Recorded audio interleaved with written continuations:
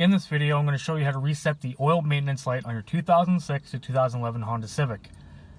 Associated with your oil maintenance light will be a small orange wrench in the corner here, along with a code here in the corner, typically like a B13 code, and the percentage. As you can see, I've already reset.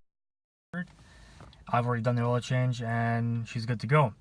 So first off, you're going to come over here, you're going to press and hold this select reset button for approximately 10 seconds.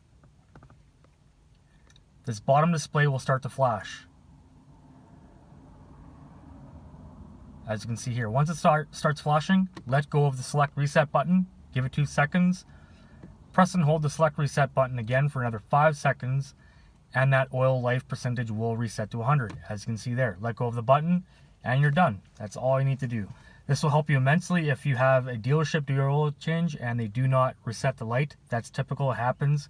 And this will help you if you're doing the oil change yourself. So to the next video, cheers.